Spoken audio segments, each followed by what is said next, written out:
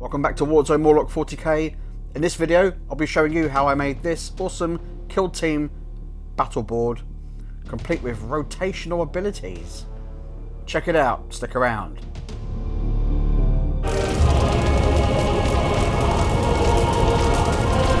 This is Warzone Morloc.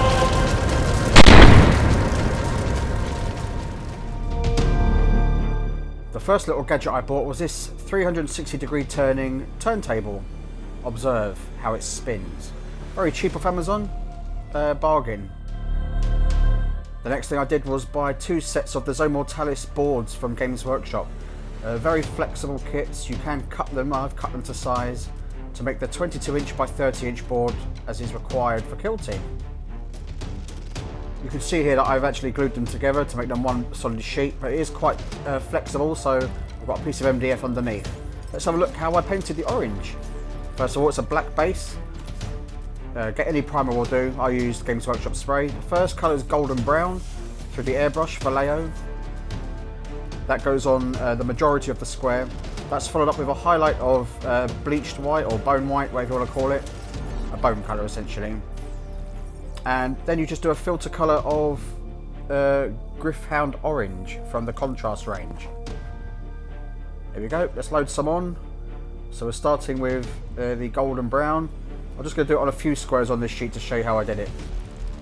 So it gets sprayed, very small light circles expanding outwards towards the edges, but not all the way because you want that dark bit of shade.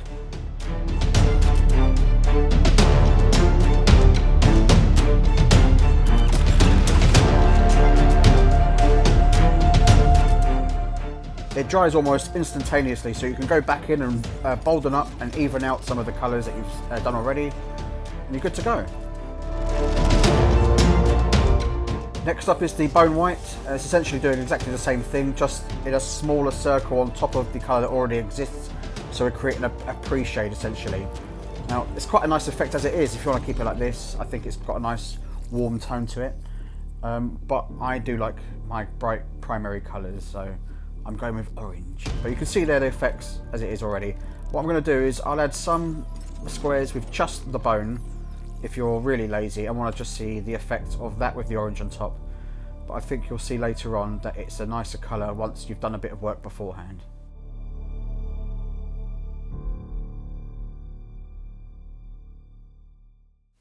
As you can see here, I've a total div and didn't record myself doing the orange. And so you can see the 2 different tones, but what we're going to do now is dry brush all on top with like a copper colour.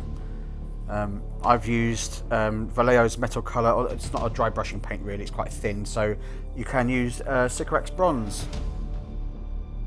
Now the buildings I've gone for are a contrasting blue, which I think stand out quite nicely from the orange board, complete with all the hazard stripes and damage, which I'll show you how I did very quickly now. So here's a sample piece of part of the terrain from Art of War Studios. It's an MDF kit, there's many others like it, but this one is mine, and it's very cool and very versatile. I used Montana Gold Sprays turquoise as my primary colour, as you can see here. And what I've done is basically just prime the top with the colour and then spray black for the rest because it gives you even more contrast.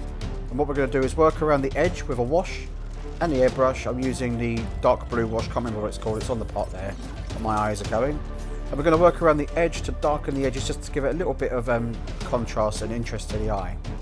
So we're straight in, it's not a massive change to be fair, so off it goes around the edge, darkening it up. And I'll do this several times. So you can already see it's darkened up towards the edges. There is an option of spraying a little bit of lighter blue in the middle to give you even more of a contrast, and I did that on some building parts. But not on these because they're just bulkheads and they're probably going to be stacked on top of each other. But as you can see, now we're going to go in with this sponge and do some battle damage, which I learned from terrain creator Rich O'Keefe. So I'm sponging on Rhinox hide. If you've not seen sponging before, it's literally just dip it in and go nuts because it's only terrain. You don't have, there's no finesse really required. So here we go. I think particular attention is key around the edges because that's where most of the wear would occur if people are climbing on top and walking across the middle sections. So you're just trying to reflect its practical use. Next up is going to be the highlight of that, which is much more orangey brown. And on top of the darker brown, it gives you that lovely, genuine look of rusted dirt and grease and mud. If you haven't got access to all the posh products like AK Interactive and oil paints, this is just as good in my opinion for the purpose we need it. And here we go, here's an example of two of the pieces I've already done with the battle damage and with transfers on. The reason I love this particular terrain kit is its versatility in that it can be piled on top of each other thusly. And with enough of these kits you can make essentially like a humongous sort of Necromunda style oil rig or hive engine room. It comes with sets of stairs, which I followed the same process as before, except on the metals sections and the handrails I also did the same battle damage to match what had already been done. Then we can start really combining some of the other parts of the kit, which are the higher stairways, which can access the second tier. And you can combine those with other sections like the one we just painted to make a platform, a landing essentially, that leads onto further ladders. There we go, there's one we did earlier, Blue Peter moment. And with that we can add on a little bit there. Now this terrain is particularly good for 40k as well because that's a big footprint for obscuring terrain. On this particular board, I understand we need more line of sight blocking. So I'm just showing you here, it comes with these sort of peg-in barriers, which are also very cool. And they come in two different sizes. This is the first size to go in the smaller sections. And there's a wider size that goes in the across the main terrain parts, which I'll just show you now. There we go. They can get plugged in and removed at your whim. My good friend Rich at Terrain Creator printed me off some 3D resin parts that are perfect for games of Kill Team as objectives. So this is a little computer screen or a power terminal. They can be placed anywhere.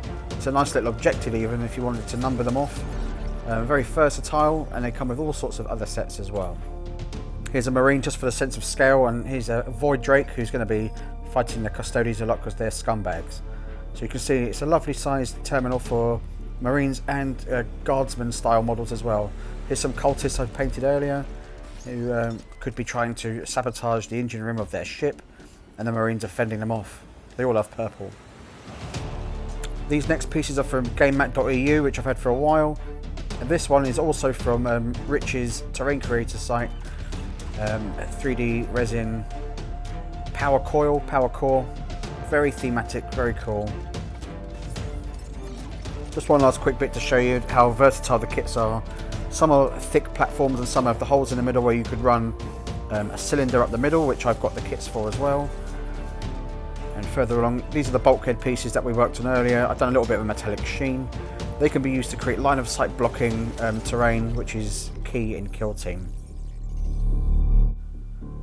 So there we have it, the pivoting, world famous Kill Team board where we can film every dynamic angle for your viewing and killing pleasure. And let's just take a minute to appreciate how cool this can look when it is all piled up on top of each other to make a true hive city. If I did want to fork out and get a load more kits, I can make a really dynamic 40k board. But Kill Team is the name of the game here. And that's it. Thank you all for watching. Be sure to check out Warzone Morloc 40k, the biggest Warhammer 40,000 and now Kill Team channel that you've never heard of, fully painted all the time. We look to bring a little bit of spice, a little bit of fun to the game. Stick around, subscribe, like, do all that sort of stuff, or I'll find where you live. See you next time.